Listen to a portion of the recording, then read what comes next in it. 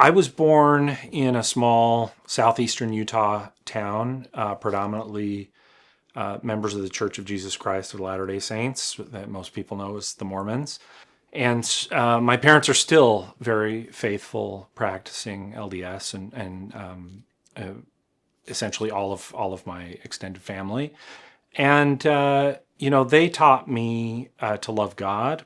Our household was a very religious one where religion was taken seriously, not in a weird way, but it was just part of life. We prayed every morning and every evening together as a family. We read from the Bible and from the Book of Mormon together every day.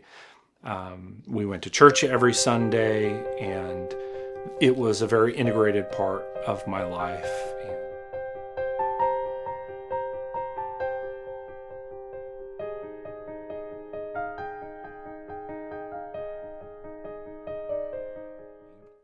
And I grew up generally in sort of a very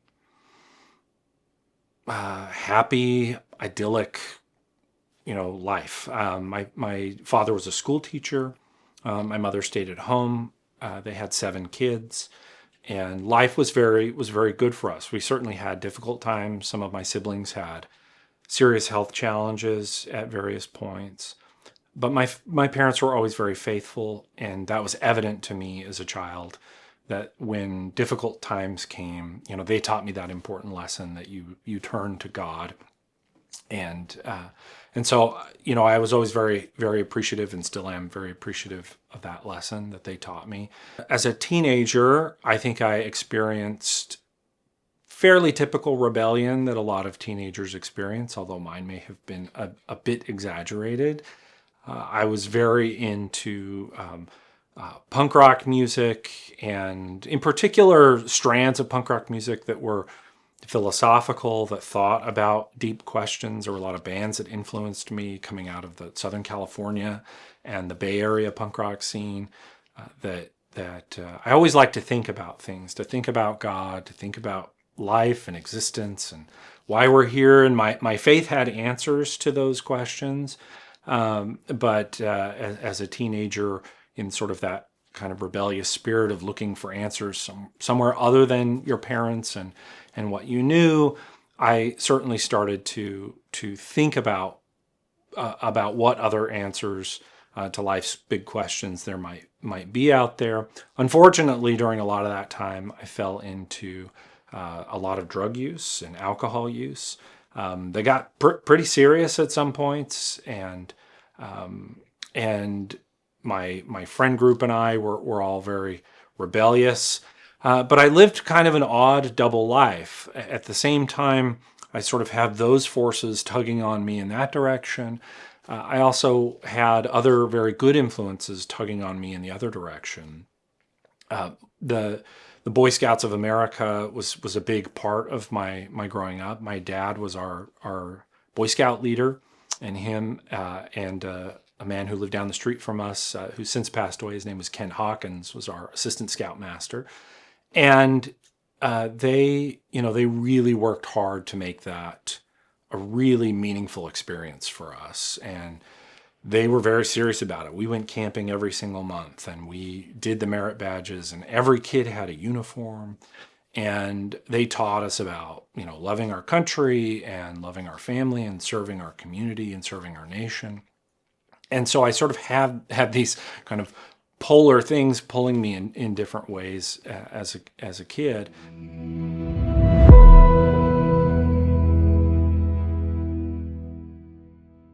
Me understanding Mormonism and sort of my journey to the Catholic Church really involves understanding the way that Mormons think about how we know that something is true.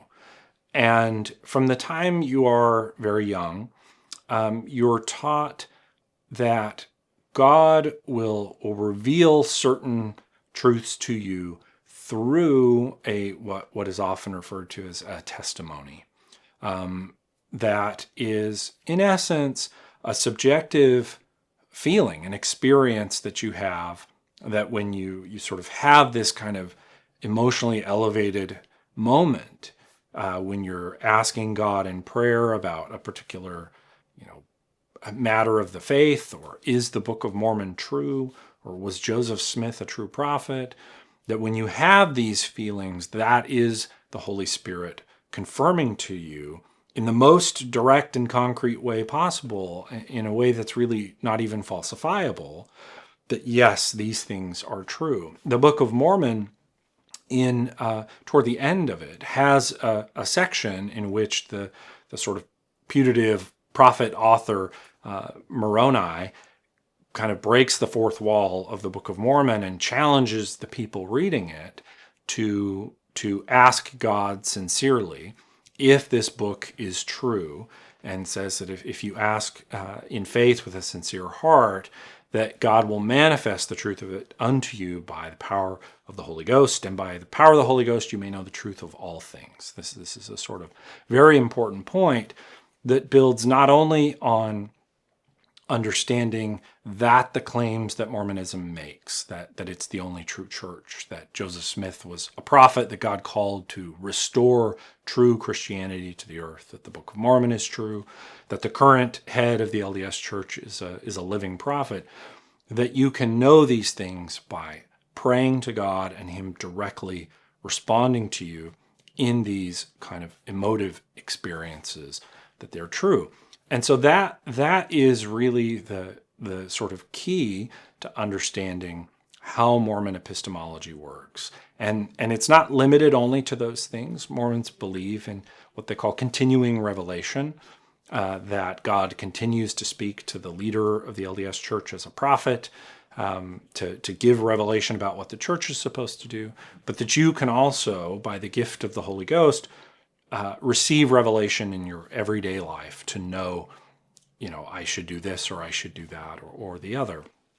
And those experiences, I had that experience as a late teenager, sort of realizing that, my dreams of touring the country in a broken down van with my friends in our band were probably not going to pan out.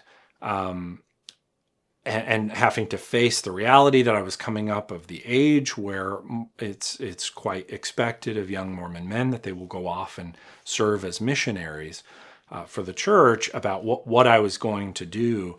And in a real moment of struggle by myself, I can still remember it very vividly, in my bedroom, reading the Book of Mormon and praying about it, asking God, is this really true? Of having this moment of feeling at peace, of feeling, very emotionally elevated, of crying, and of what I had been taught my whole life. Like, this is it. This is God telling you it's true.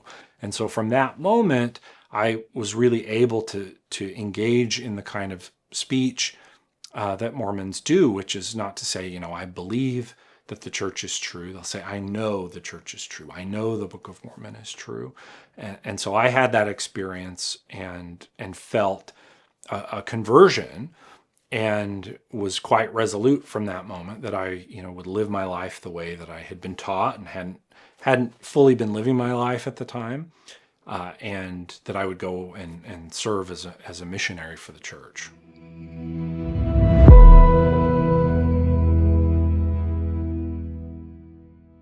The life of a Mormon missionary can be pretty exciting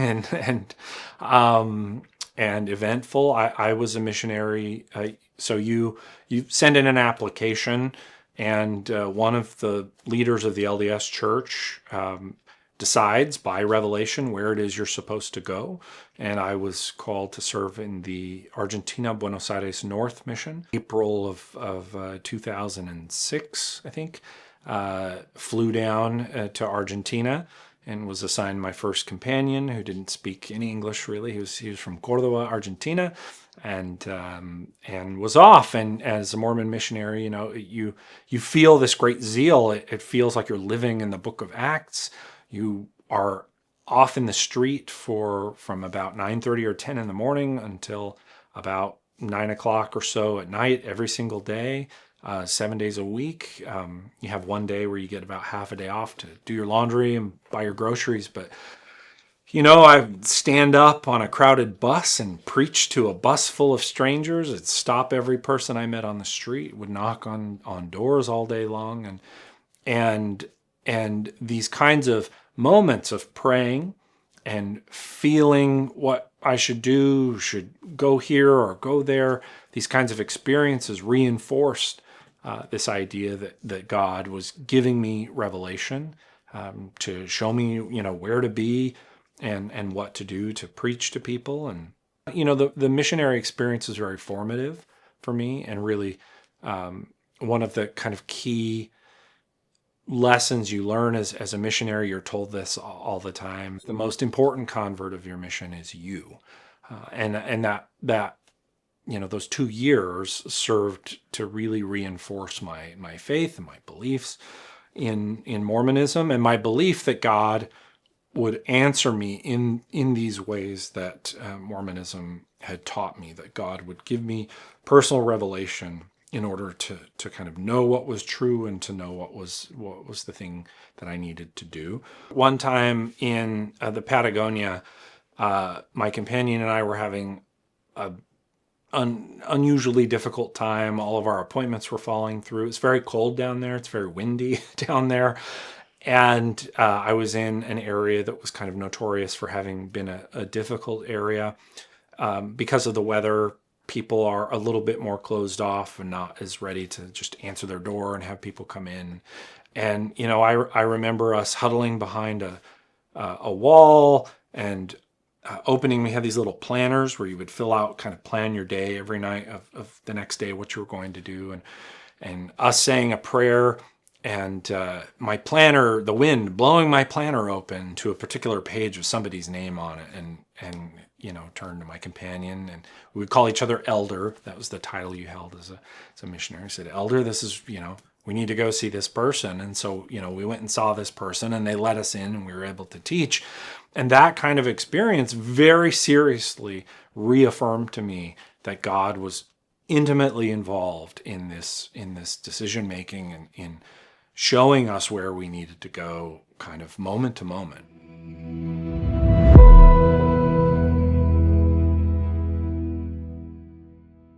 I came home from my mission and set about sort of doing what I was supposed to do, which was find me a wife, start dating, and try to start a family. Mormon teaching emphasizes the importance of a family. There's a theological component to this, of the idea that we will have our families forever in heaven.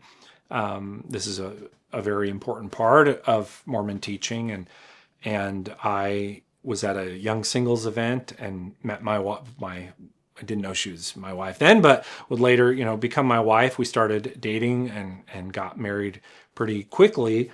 And that experience too was subject to this kind of this idea of getting revelation. I don't want to say it too far that or imply that Mormons are all running off saying, is this person whom I'm supposed to marry? But that decision making is very much subject, as I would think anybody would make it, it's subject to prayer and serious thought. And I remember very distinctly praying once about whether I should ask this woman to marry me, and having what Mormon teaching tells you is the opposite of this revelation, of what in Mormon scripture they call a stupor of thought, which is when you're engaged in this process of asking God what you're supposed to do, that you have negative feelings associated with this. And I remember being very distraught about this, and it being, very, very challenging, and thinking, wait, but everything seems to be going good. Like we have the same sort of values, and the same sorts of things are important to us. And we are compatible on so many levels. And I remember just being very distressed about that. And then the next day, praying more about it, and I was listening to the Mormon Tabernacle Choir, and having again this emotional feeling come over me, a sense of peace, and the same kind of feeling I'd had when I had prayed over the Book of Mormon, the same feeling I'd had many, many times, that I, understood as being God saying yes. And, I had some dissonance about how do I don't know quite how to square these two things, but it is easy to sort of engage in a type of confirmation bias where certain feelings you prioritize as being, well, that was God telling me yes, so I'm going to go with that one, rather than the contrary. And my wife and I got engaged, and almost 17 years later, everything's been good. but my wife was also faithful, devout Mormon. She had been a missionary in Honduras. And we set about and started a family and lived the kind of life that we had always wanted to live. We were, she had already graduated from school. I was in undergraduate. We were very involved. Wherever we moved and lived, we were involved in our church, in the Mormon church. Every, what they call a ward, which would be kind of similar to a parish, is run by lay people. You have a calling that you serve in a voluntary position for some amount of time. They have the pastor is called the bishop. I was the second counselor in the bishopric, is what that's called. And, we just kind of went about living life. We had children. After finishing up undergraduate, I applied and went to law school. And this is the time period while I was in law school that a lot of things that I probably had not paid attention to internally in my spiritual life started to really come to a head. Law school is very stressful. It's very competitive. It's most law schools are on a forced curve. So you take a bunch of people who've been used to, getting A's and everything, and you sit them down and say, guess what? Most of you are not going to get A's. Your professional life is contingent on your grades. Grading is quite important in your job prospects. You're taking on a lot of debt. It's a lot of hours. The first year of law school, I think most law schools, you're not allowed to work your first year because the curriculum is so rigorous, the amount of reading and such that you do. And so this is happening. And at the same time, I am continuing to live life as a faithful Mormon, serving in leadership callings, which are tending to get more and more serious and take more of my time as I'm getting older. And it's imposing a lot of stress, a lot of toll on me that I probably wasn't paying a lot of attention to or hadn't noticed. And at the same time, this would have been in around 2011, 12, 13, in this time period. There's a lot going on in Mormonism around this time. The internet's been around for a while, and I'm in Salt Lake City, which is a very divided city. It's a city that the shadow of the LDS Church looms very large. It looms large in its politics and the influence of the LDS Church, and you go to law school in Salt Lake City, you can't avoid conversations about the church, and I started to notice at this time that there's a lot of questions going on in the Mormon community, and starting to see news articles in various outlets about what's going on, about historical questions and difficulties about Joseph Smith or the founding of Mormonism. And there are kind of very popular podcasts that are starting to get launched that are talking about these things. And I'm, of course, at law school, where you engage in a lot of sometimes overly critical thinking about subjects, but a lot of law school education is teaching people to think very rationally, very coldly, sometimes overly skeptical about things. But you start to have to detach a little bit about your personal beliefs or emotions about something. To become a good lawyer, you have to be able to see multiple sides of things and think about them a bit more objectively. And I'm also, getting to know a lot of LDS people of a type I haven't run into before. And they go to church, they seemed very faithful to me. But in private conversations, I would find people who were very intelligent, very educated, who would say things about Mormon beliefs that to me were not okay, that were not orthodox Mormon belief, that they would hold certain things about things Joseph Smith or Brigham Young did, or about the nature of the Book of Mormon, meeting people who tended to think of the Book of Mormon more as allegory rather than historical, which to me was not okay. That's not something you could believe. That was certainly not the teaching of the church. And so I'm coming across these things a bit more and more. And there are some very sort of famous Mormon commentators and podcasters, like I mentioned, who would have historians on, and they would be talking about Mormon historical issues in ways that were outside of sort of mainstream Mormon thought. And some of them were very controversial, and they wound up getting excommunicated from the LDS Church very publicly. I think there was a New York Times piece on some of them.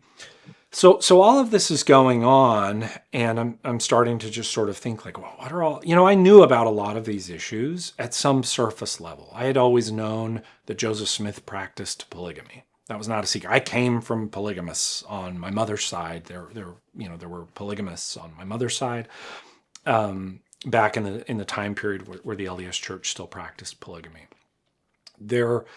I had known a little bit at some surface level that Joseph Smith, in some way, shape, or form, had used what's called a seer stone. That had something to do with the way the Book of Mormon was produced, which a seer stone was a stone that someone could gaze into and receive sort of supernatural communications of some type.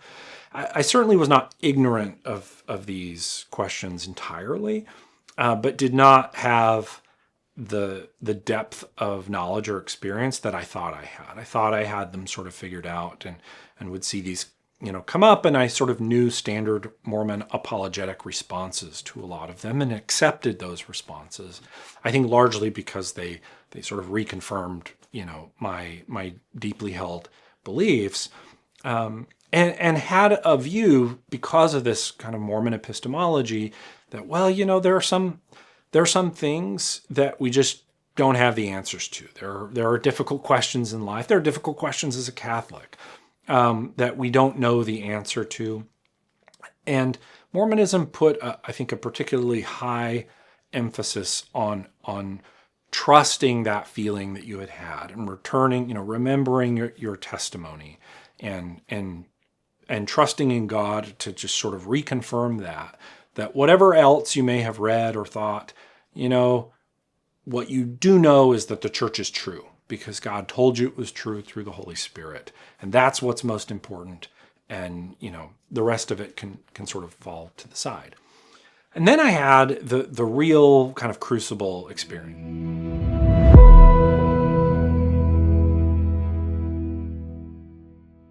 So the kind of standard story that I had been taught and kind of the basis for the presuppositions that when I prayed and asked God, is the Book of Mormon true? And he said yes. I had a set of presuppositions that came from what I had been taught and what the church taught about kind of the background information. And that goes something like this. In the spring of 1820, there is a young man, he's around 14 years old, named Joseph Smith. He lives in upstate New York.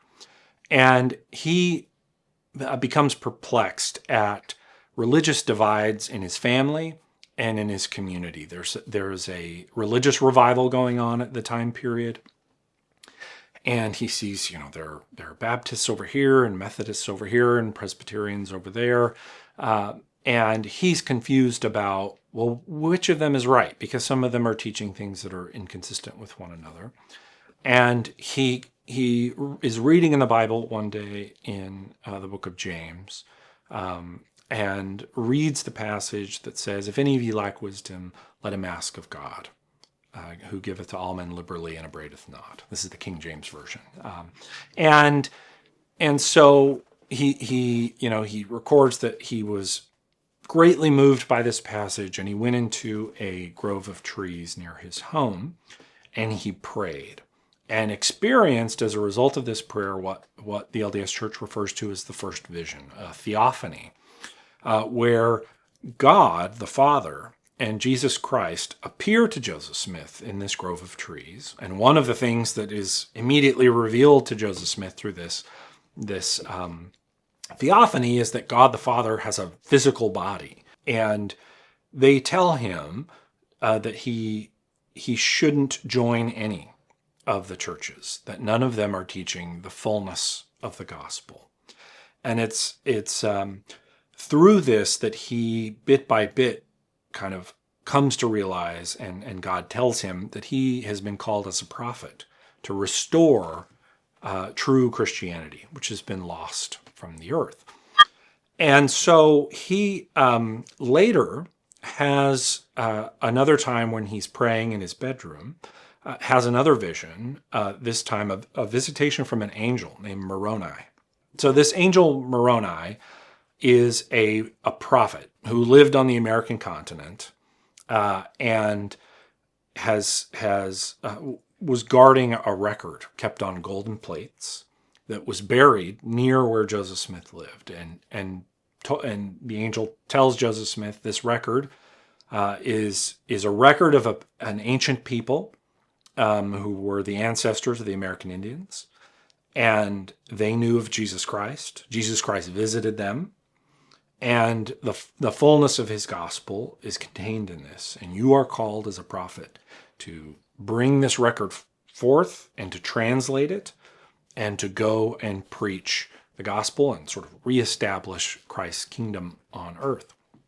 And so Joseph Smith goes on these visits every year. He goes to a hill called the Hill Cumorah, where the angel sort of teaches him and tries to prepare him because he's not yet ready to get the plates.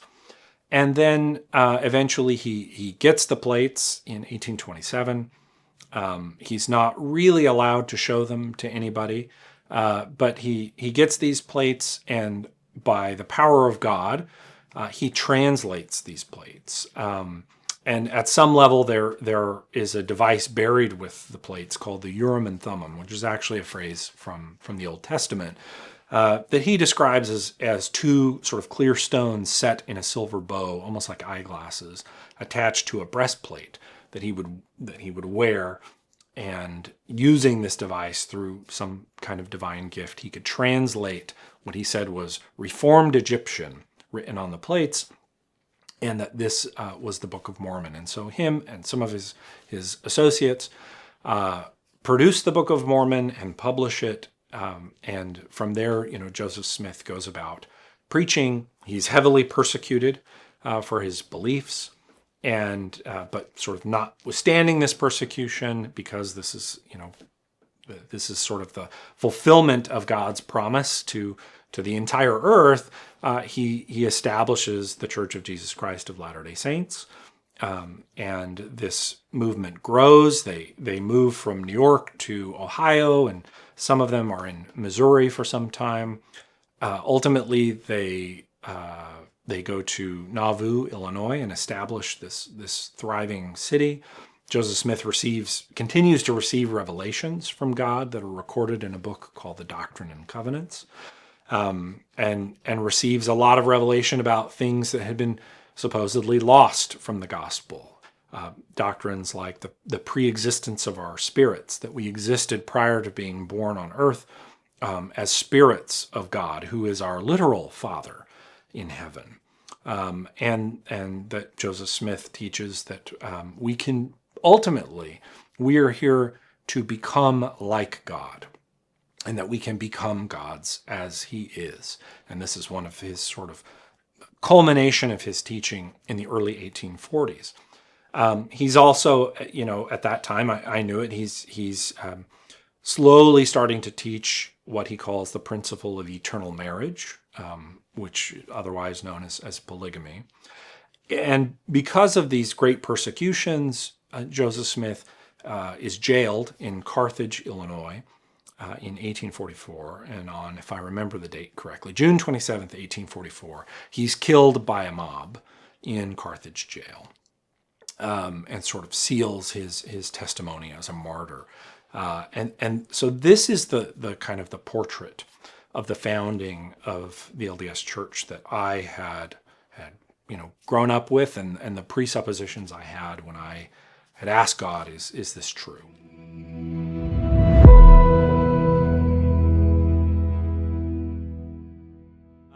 So I'm in law school and sort of laboring under these stresses. And I did very, very well my first year, maybe too well. But to me, it really kind of reinforced a belief that that's where I was supposed to be, that I was doing what God wanted me to do. But grades and such they loom very large in the mind of a law school student. It's probably really hard to communicate to non-lawyers how serious that issue is for you when you're a law student. And I was at the time serving in what's called an elders quorum presidency, and I had a lot of responsibility in my local congregation. It was very stressful, and I was very just worried all the time, concerned all the time, anxious all the time over balancing all of these things. And I received a blessing from one of my church leaders. And in this context, in the Mormon context, when a church leader gives you a blessing like this, they place their hands on your head and pray. And the prayer is not infallible, but is supposed to be really a kind of a moment of God speaking through them to you.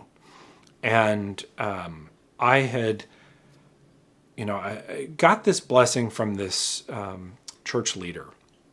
And I remember, I had just been thinking so much about this. It's just weighing so heavily on my mind. And I'll never forget, he said to me, bless you on these upcoming exams that you have coming. This was in my second year of law school.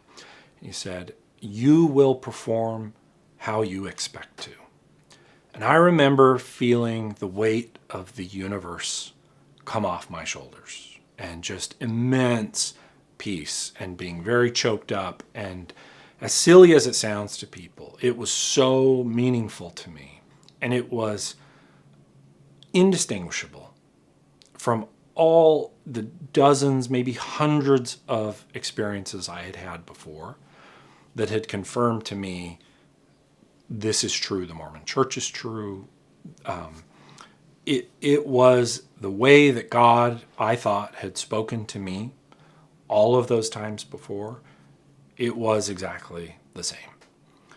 And so I went into the sort of next round of law school exams and did them and was off on break or whatever. And then grades came out, and I remember opening my dashboard, student dashboard, and seeing a grade I had never seen before and was not happy with. And it wasn't that bad in the with years to look back on it, but it did hurt some career prospects that I had, and some ambitions that I had at the time that I felt very fervently about. But the thing that really mattered was it was not how I expected. It wasn't even close to how I expected. And something just came over me. And I became very depressed. I even at some point got suicidal. I went and saw a great physician who helped me sort of deal with that, largely by fixing environmental things. He was like, you got to start sleeping and exercising and taking care of yourself. You're burning the candle at more than both ends. And I see this all the time in the graduate schools of these young, ambitious Mormon guys who are just running themselves ragged. And But it was a very, very dark time, because it wasn't so much, the grade, because I'd survive, and I did survive, and I did just fine. But it was this moment of like, wait a second. And it was like a flood over this time period of remembering every time I had had an experience in prayer or in getting a blessing from somebody or doing the same thing for someone else as a missionary, where things didn't work out. And this is all going on. It's important, context. At the same time as all of these questions are floating about in the kind of intellectual atmosphere in Mormonism about these issues and historical difficulties. And, so I was working on improving, my mental health and sort of staying, sane and fit and taking care of my family. I asked my church leaders shortly after that if I could be released from the kind of high pressure calling assignment that I had at the time, and they were very kind, to do so. But it led to a lot of introspection and a lot of questioning of, well, how do I know what God is really telling me to do? Because this thing that happened, as silly as it seems, was very real to me. It was as real as every other answer that I ever thought that I got from God. And I don't know how to square this circle. And that kind of continued for some time. And at one point, I had conversations with Mormon friends who were still faithful Mormon, but had kind of heterodox views about Mormonism. At least I considered them to be, heterodox. And I had a moment one day where I was sitting at my computer working, and it just clicked. And I thought, Jeremy, if it wasn't true, wouldn't you really want to know? And it was the first time I'd ever posed that question to myself in a sincere way, in a way where I wasn't just kind of self-reinforcing what I already believed, but where I sincerely thought, it's possible that this isn't true. Is it possible? It might be possible. And if it were wrong, I really would want to know that. I've given my entire life to this, and I'd really want to know if this is true or not. And so I gave myself permission to start reading, and to start reading things that were not exactly, kosher for a Mormon to start reading necessarily. And I started a pretty deep historical dive into early Mormonism and its historical sort of founding, and reading sources who, some of them, I had been taught were anti-Mormons or something like that, most of which were really just kind of scholarly historical works on Mormonism. And I started doing that, and with a surprising amount of rapidity, as I read about the history of Joseph Smith in particular, of how the Book of Mormon came about, Joseph Smith's and his family's deep involvement in folk magic, and the earliest primary sources about the Book of Mormon sort of coming about. It just one day dawned on me, oh my gosh, it's not true. It's not. Whatever else, I can't explain everything about Joseph Smith. He's a very fascinating character, worthy of many biographies. There are many that exist, and they're worth reading. He's very much a singular person, but I remember distinctly concluding, whatever else he isn't what I was taught he was. He's not that. And whatever else the LDS Church is, which is many good things, it's not what it claims to be.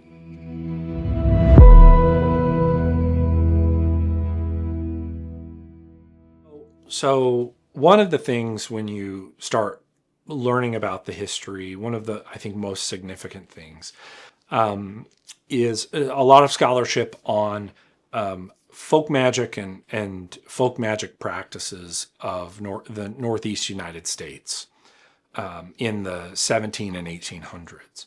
And Joseph Smith and his family and a lot of the people they knew, it was very common. People had these folk beliefs in seer stones, in divining rods, in the ability to use what we might call the occult to do everything from talk to God to find a lost cow or something of that kind. Joseph Smith and his family, him and his dad, however, had a reputation, and Joseph Smith had a pretty significant reputation as a very successful and powerful kind of local seer who would get hired out primarily for treasure digging quests. So 100 years before the time of Joseph Smith, Benjamin Franklin actually wrote about this phenomenon. It was very widespread that people would believe in the spirits of Spanish conquistadors or of American Indians who guarded, gold mines and all kinds of treasures that were buried in the earth. And that to secure these things, you had to engage in certain sort of occult rituals that would kind of bind the spirit who was guarding it and allow you to kind of get around their tricks to dig it up. And there are all of these, reports that, aren't about Joseph Smith. They would dig and they might glance the corner of a treasure chest and they could all hear it, but the treasure would always slip further into the earth, and it was always because somebody didn't keep the silence they were supposed to keep, or somebody did something wrong in the incantation, and they never would quite pan out. And as it turns out, Joseph Smith was prolifically engaged in this kind of practice, and he used a seer stone that he had found while digging a well, and he would take the stone, he would put it in his hat and put his face down into the hat, and then he could claim to see where these treasures were buried or these kinds of things for hire, but was not particularly successful at it, but still had gained this reputation because it was something that people really, really believed in. And when you look at the historical record, the earliest descriptions are not about a religious project.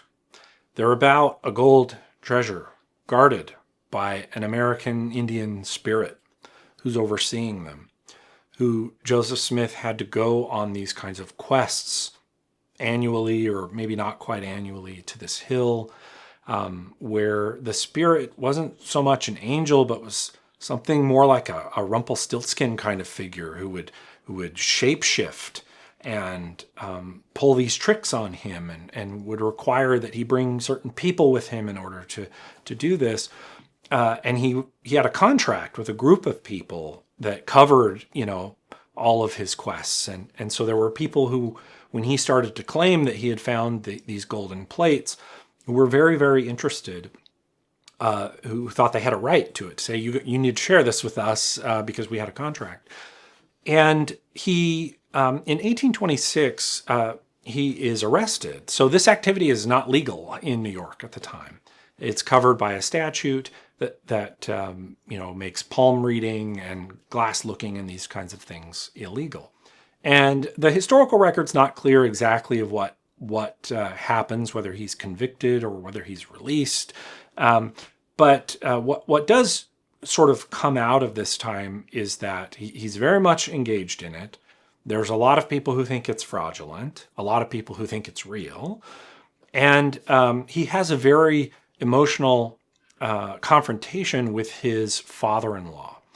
So at the time, he has fallen in love with a woman named Emma Hale, and they elope because her father, Isaac, is not very keen on what Joseph does for a living. And he has this this confrontation where he promises that he's not going to do this anymore, and is a way to sort of resolve this tension with his new father-in-law. And it's around this time, 1826, 1827, that there's a bit of a reimagining of what this is. And it starts to be spoken of not about as a treasure of gold, but as a record, a religious record. And that his gift of looking into the stone is not, seeking out treasure for people, but is a prophetic gift. And you learn that Joseph Smith never, by any historical record, he never had the plates in front of him when he was translating them. They were never in front of him. He wasn't looking at them, deciphering Reformed Egyptian, so-called, into English.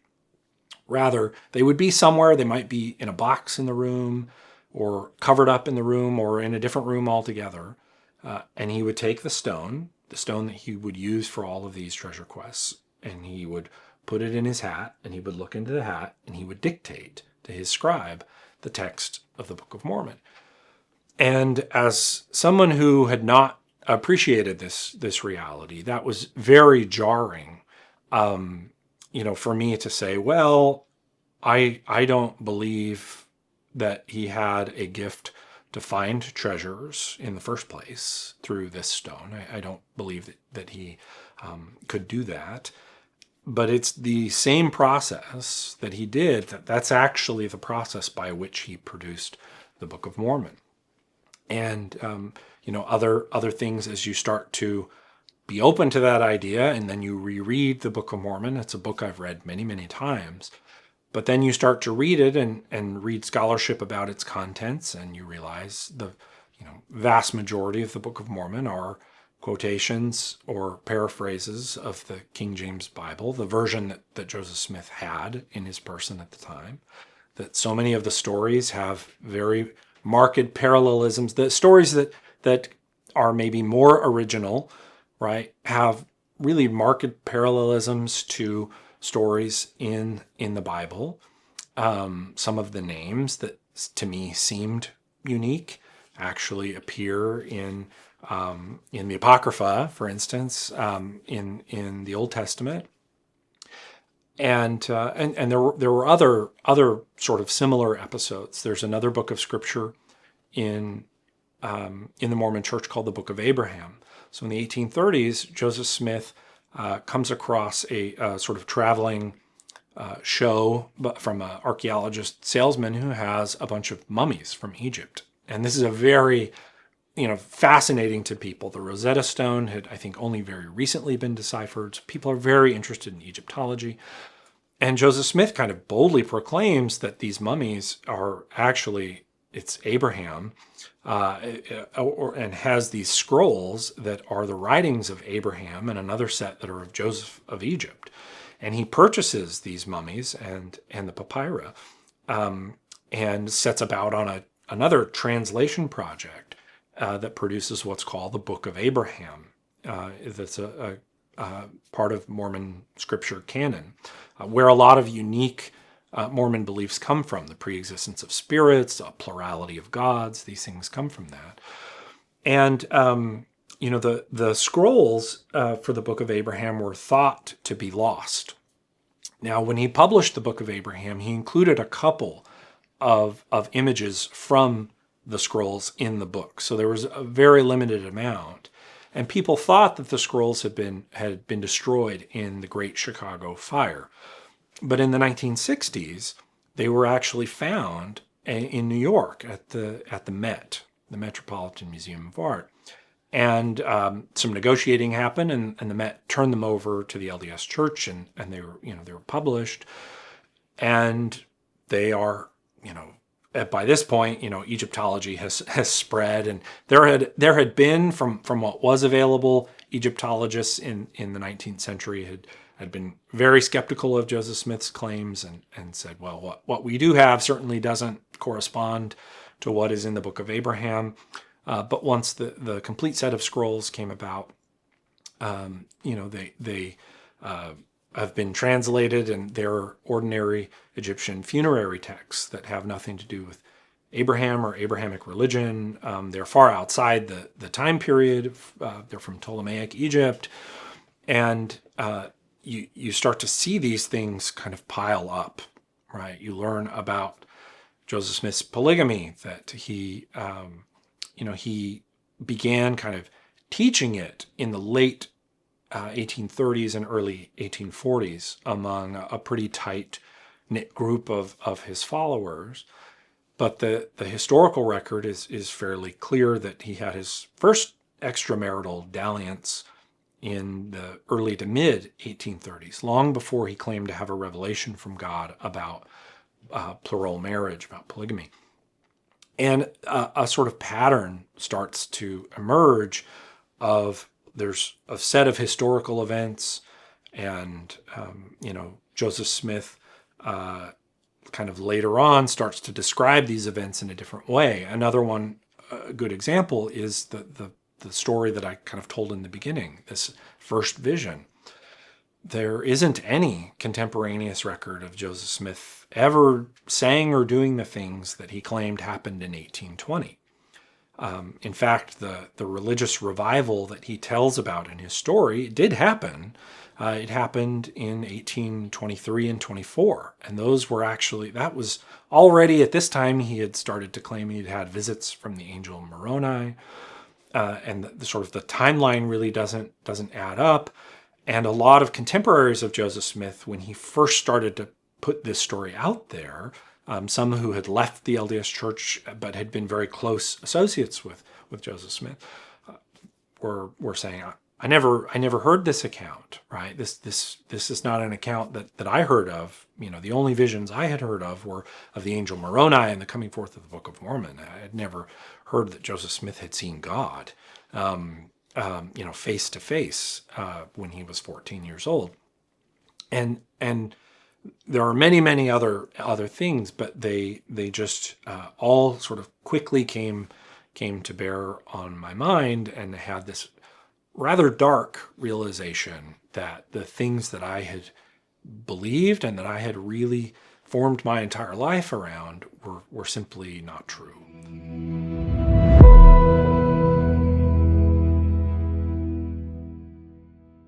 That was a very painful, dark experience, one that, as it happened, I kept to myself some. I continued to go to church with my wife and help with the kids and those sorts of things. And then I finally, at one point, it became very, very difficult to bear. And so I told her, very unfortunately, on her birthday of all days, don't know why I did that. It was not a good move. But, I told her, I said, I don't believe these things. I've done some reading, I've done some really serious thinking, and it's not true. And that became another complicated part of life. My wife was very devout, and from my perspective, I had been the one who sort of reneged on the bargain. So I continued to go to church, and we moved to the Las Vegas area where I worked for a little bit, and then we moved out to the Washington, D.C. area. And where we would go, I would talk with, when we'd move into a new congregation, I would quietly speak with the leadership and tell them, like, I'm happy to do things here and there, but I want you to know I don't believe in this. I don't think it's true. I'm not going to accept any volunteer positions where I would have to tell people that I think it's true or teach people Mormon doctrine, because my conscience just will not let me do that. And it became, I think, increasingly difficult as a parent, seeing my young children grow up and knowing that they were being taught things that I knew were not true or not accurate. So, at that point, I certainly wasn't looking for another religion. I wasn't thinking about becoming anything else.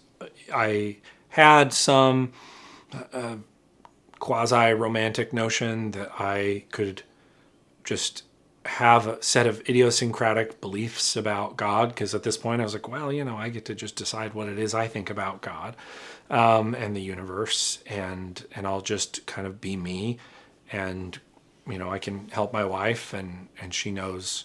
I sort of talked about what things I'm not comfortable saying to our children, that I'm not going to affirm certain things about Mormonism. There was also some fear of there are people in that kind of situation who leave the Mormon faith and their spouse decides that's that. Divorce is certainly not smiled upon in Mormonism, but it is permitted, and certainly permitted for that sort of thing of like your spouse apostatizes. That there could be circumstances where they say that's it. But I was very, very committed to my marriage and to my wife, who I loved and loved very deeply. And so it wasn't something that I pressed. And I kind of threw myself into the only other thing that was really going on in life, which was my job. I was working at a large law firm, working a lot of hours, and really just a young professional, and wanting to make a good impression at work anyway. So I really dedicated most of my waking energy to work. And working in a large law firm has a lot of benefits. It was prestigious, and it was lucrative, and it was very interesting, and I had really smart colleagues to work with, but it's very, very demanding. And I think over time, I just kind of had, there was just a hole, a God-sized hole in my heart that wasn't satisfied, right? That I could have this great job and be at the top of my profession and still have a beautiful wife and a happy marriage despite the religious difference, and beautiful children, and something was just still not right, and I had a deep sense of like how do I be right with God? I don't even understand exactly how that works. There's a great temptation that I certainly indulged at some point to kind of give in to the moralistic therapeutic deism of just thinking about God as like, well, I believe in God still. He's out there, and I consider myself a Christian, and in the sense that I came to know God through this route, but people know God through many other routes, and it's all very complicated. I learned that after 30 years of being in a religion that I decided wasn't true. So I can't really cast aspersions on anybody else about anything, but was just sort of deeply unhappy, and was continuing with projects about how can is there a way for me to kind of live Mormonism on my own terms, or to think about my relationship with God through a Mormon lens, but in my own way. And there's certainly people who choose to do that. And I became interested. I for the life of me, I've never been able to figure out how it exactly happened. I kept a journal for a very, very long time, and as a way I know many of the facts about my life growing up Mormon and being a missionary and these sorts of things, because I kept a very detailed journal for so long. I stopped keeping it at some point.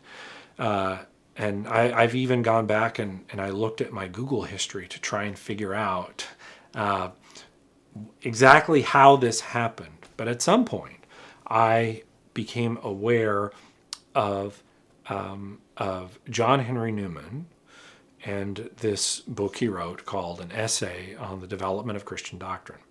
And I bought the book, and I only read the first chapter because I was just interested in this idea of what I thought was just change. I had not a good understanding of Newman's thesis when I first read the book. I thought about it more from a lawyering perspective of kind of a legal realism, how the common law just kind of changed over time or something like this.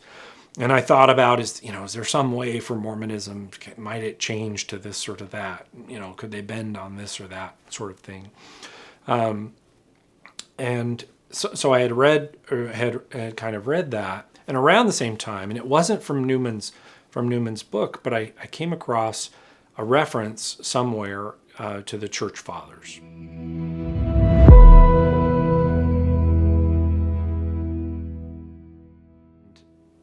Was like, well, I don't know anything about these people, and if I'm in this position of eclectically choosing my own Christianity, maybe I'll look at what was written in kind of early Christian centuries and pick and choose what suits me out of that. It was legitimately kind of how I approached that, and I bought a copy on eBay. I found for a ridiculously good price a copy of the Church Fathers. And I bought all of them because I liked the way nice books looked on my shelves. I even said to a friend at my law firm who was Catholic, I said, I'm not particularly interested in like that Augustine guy, and once the Catholic Church kind of got a hold of things, not really interested in that. I'm just sort of interested in what was going on in early Christianity, because I figured, it must just be a place where everyone can kind of draw their own conclusions about stuff. And I thought, people do the same with the New Testament, and I'm sure Christian history is like that. And so I started reading the first volume that has the Apostolic Fathers. And I would come home sometimes very late from work, and I would stay up, and I found myself staying up all night, very, very late every night, sitting in my bed reading or sitting in my study reading after I had finished work for the evening, and reading the Church Fathers, people who I had never known anything about, and becoming very intrigued by this time period, and very quickly starting to see so many of the things that they were saying sounded like Catholics to me. I wasn't reading commentaries on the Church Fathers or anything. I was just I had become very skeptical of people and and their take on things, and so I was just reading the primary sources and trying to come to my own judgments. But as I read, there were just a number of things that really started leaping off the page to me. It became very obvious to me very early on that these early Christians believed in the real presence of Christ in the Eucharist. This is something I was familiar with that idea. As Mormons don't hold that belief, but I knew that Catholics believed that at Mass that the host becomes the body and blood of Jesus. And I didn't believe that. I thought it was preposterous. I thought that, that can't be. And even as I read it in the Church Fathers, I remember feeling sort of, well, I don't believe this. That seems preposterous to me that such a thing could take place. But it's very evident to me that these people who call themselves Christians and are people who are dying. These are the people dying in the Colosseum and being martyred, persecuted at various times by the Roman Empire. They believe this. It seemed very evident and very obvious to me when I read, Justin Martyr and Saint Ignatius of Antioch and Irenaeus of Lyon, and it just sort of struck me.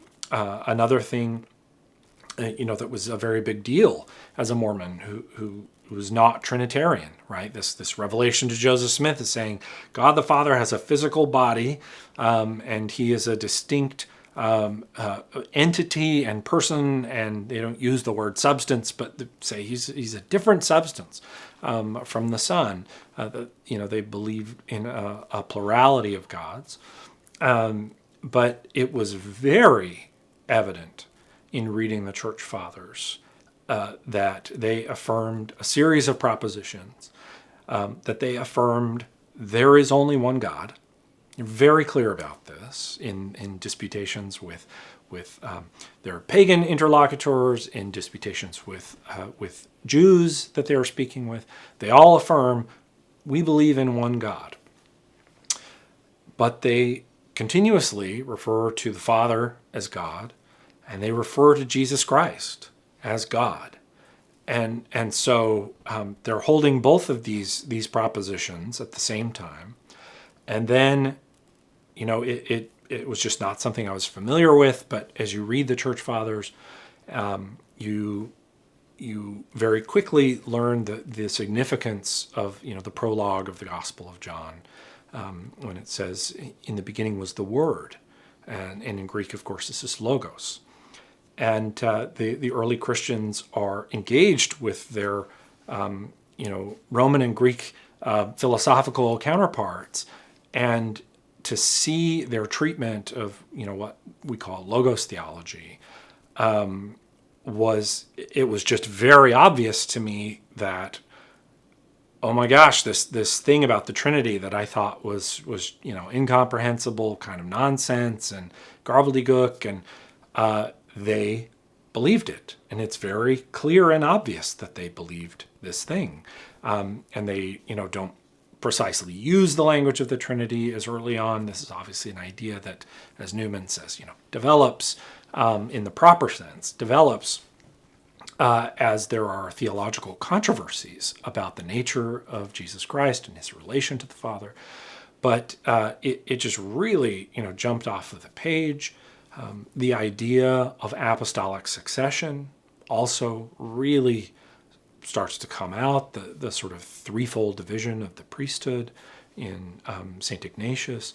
And I remember I would read these things, and I had a bunch of color-coded tabs when I started to get very obsessive about this thing, reading, and I had a tab because I was very, shook by reading St. Irenaeus of Lyon in his treatise against heresies, when he is, disputing various Gnostic schools and says, look, you all need to prove that you're teaching, as you claim, the gospel is handed down from the apostles. And I can tell you how I can do it.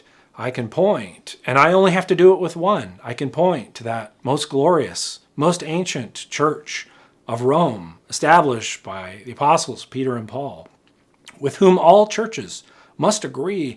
And I remember reading it, and there's a footnote. The edition of the Church Fathers that I had is a Protestant version from the 19th century, where scholarly standards maybe in terms of commentary are what they are today. So some of the footnotes would be a bit more colorful than you might find in contemporary scholarship about this or that assertion. And reading it and saying, we've given this the best rendering we have, but I promise this doesn't say what it sounds like it says, but this is the best we can really render it. And I just, with countless sorts of doctrines that I knew, like this is what Catholic and I sort of learn as well, like there's Eastern Christianity. I had no idea what this even was. There's the Orthodox churches. But that these are things that I know that the Catholic Church teaches. And this thing, my sort of thought process at the time was, I don't know that I believe the things that are here. But what seems very clear to me is that this institution, who very early even, calls itself the Catholic Church, it sounds like Catholics to me. And it just really started to drive a lot of questions of like, here I am, and I'm saying I'm Christian, but I don't hold these beliefs that these people did. But these are the people as close to the matter as I can really get, right? And I have the New Testament, but these people are as historically close as we can get to the matter. And, some of these people are making pretty plausible claims to have known the apostles, or to known apostolic men and women, to known the people who knew the apostles. And I read First Clement, and the way that Clement, in addressing the Corinthian church, speaks about the martyrdom of Peter and Paul.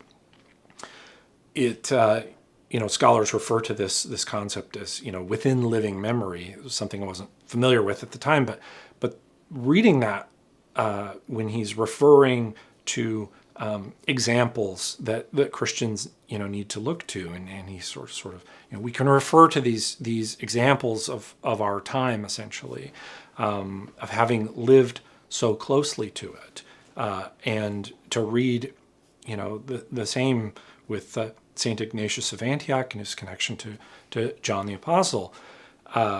It sort of forced me into this position, where I had grown up believing in a great apostasy, right? That Mormonism conceives of Jesus having taught the same things that Mormons believe now, and having given authority to his apostles, but it all at some kind of indeterminate time goes away, and then the fullness of the truth is lost, and priestly authority is lost from the earth.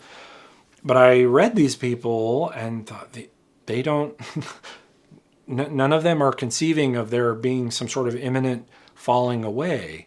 They're talking about, well, yeah, we have bishops who we have to be loyal and faithful to, and these bishops were consecrated by the apostles. Like, this was set out for us to follow. Right, this is part of the argument that Clement of Rome makes to the Corinthian church when they're trying to depose their leaders, and he's like, you can't do that. These are the people. The apostles knew that there would be these kinds of contentions, but they set this process of succession out, and I began gradually to have a very strong intellectual basis, or sort of an intellectual conversion to the historic fact of Catholicism being the historic inheritor of Christianity. And it's sort of, in this time, I started to then kind of also look at it from the theological angle. And one of the things that struck me as I read church fathers, and then I picked up Newman, and I read the entirety of his essay on development. And I remember reading him and just thinking, wow, he's very sophisticated. I've not heard in my own, faith tradition I grew up in, I've not heard someone so erudite, kind of approach the question of development the way that John Henry Newman does, which I take to be approaching the question from, well, given the sources being in the state that they are, how do we sort of think about Catholic teaching, and then reading the first time I read St. Augustine, and just being bowled over at, there's a bit of this sort of modernism bias that you think people who lived back then, you think, oh yeah, they believed that the Eucharist became the body of Jesus. Like they believe all of these crazy things because people were dumb back then. And I read St. Augustine and was very intellectually humbled. And it was immediately apparent to me, this man was a giant of the intellect. This is one of the great minds to have ever lived. And it sort of was like, okay, I get why St. Augustine is treated in the Western tradition so reverently. He is an intellectual giant. In this time, I also started to, get intrigued with the Catholic intellectual tradition, and started reading Thomas Aquinas, who was another person. Often we think, oh, the medievals, these, backward, dumb people, and just being blown away at the sophistication and intelligence of, seeing Thomas Aquinas approach the question about God. That, in his treatise in the Summa Theologiae, He says, well, first I'm going to posit there is no God. And I'm going to give you the two best arguments I can come up with for why there is no God. And they happen to be the two arguments that are kind of the best arguments. And they are the arguments that continue, today to be the sort of two leading arguments. And then him sort of systematically and bravely and courageously approach these questions.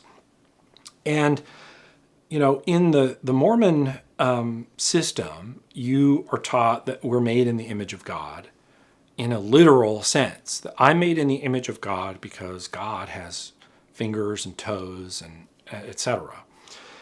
And I had never, been introduced to the classical Christian view that we are made in the image of God because we have reason, we have an intellect and a will. And this is what makes us different in the created order, and that we have access to the eternal, and that there is not a conflict between faith and reason. These are two holistic realities that we honor God by engaging our rational capacity. And so it was this great move from believe in a thing despite, very strong sort of contrary rational arguments that are weighing deeply on you, to seeing, Thomas Aquinas say it's sinful for you to have religious doubts that you do not resolve, that you do not work in good faith to rationally, resolve these things, was such a dramatic shift for me. And admittedly, my journey into the Catholic Church, in its sort of initial phase, was driven heavily by the Catholic intellectual tradition, and that's not to say that there isn't a component at all for the mystical and for the supernatural, not at all, but to understand the way God speaks to me, because he does. I have no doubt about it that God continues to be actively involved in my life. But to see it through a different lens, through the Catholic tradition, in the concept of divine providence, in the ways that we are led about in God's wisdom that we don't even fully recognize all of the time, led me along this path. And my wife saw it coming. I didn't. I would be telling her about this stuff and how interesting all of this is. And to me, it was just kind of this intellectual, project. It was something, to be interested in and learn about. And she was like, in the back of her mind, like, oh, he's going to become a Catholic. Like, he's going to become a Catholic.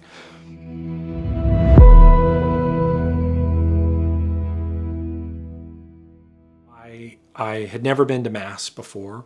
I had at this point, I had read most of the large catechism, not all of it, but most of it. I had done a whole lot of reading.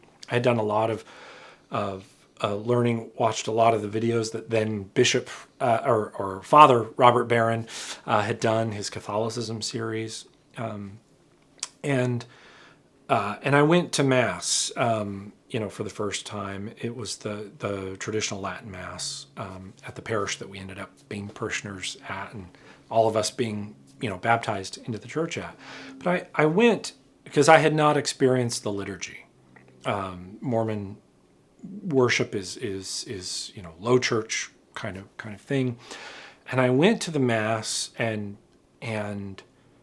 I remember coming away from that first Mass not believing in the real presence, but being very convinced that the parishioners around me did, that they absolutely believed it, and that it was evident in everything that was going on.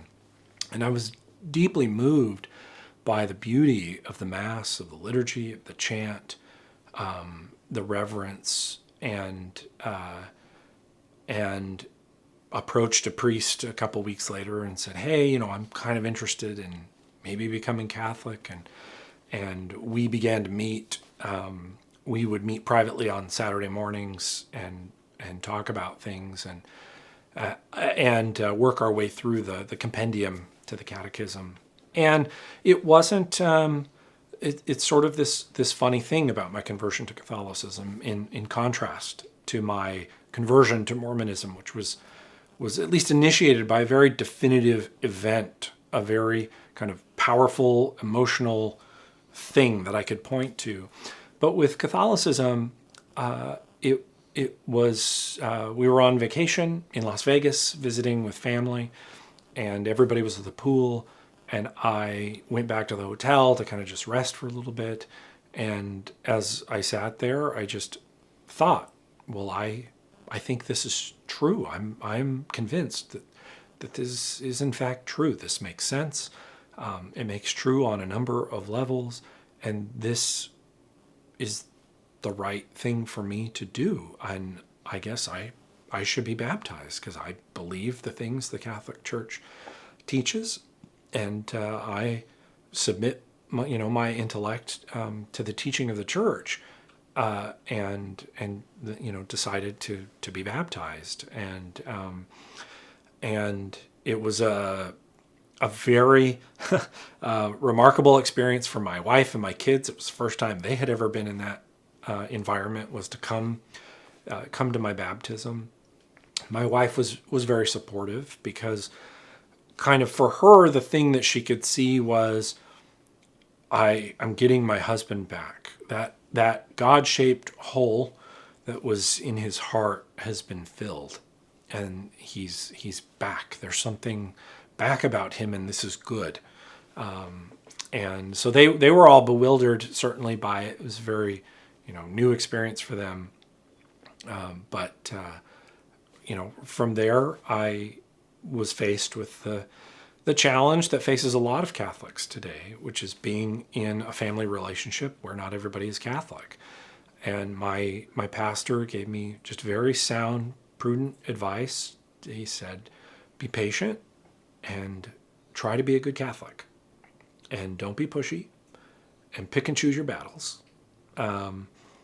And he had a lot more confidence than I did. I never expected for one moment that my wife would become Catholic. And it's my wife's, her story is her story, but through God's grace,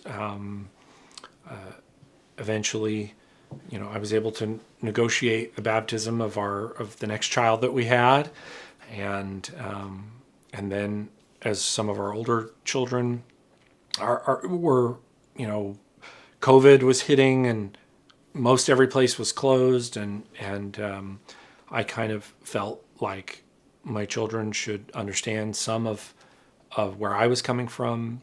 Shortly after our daughter Opal was born, my wife was at home with the baby, and I said, can I take the kids to Mass with me? And she said, yeah, sure. And so I would take our older children to Mass with me, and they started to get exposed to this, and they knew that we had to explain to them, I have different beliefs about God than Mom, and I don't have the same beliefs about Joseph Smith, and that's a delicate situation, but eventually, one by one, God moved each of them, and in 2021, my wife was baptized Catholic along with our newborn son Peter. At that time, we've since had more, Linus and Rita. If we have another boy, I keep pushing for Anacletus, but I'm not sure if that one will make it. But yeah, that's the whole ball of wax.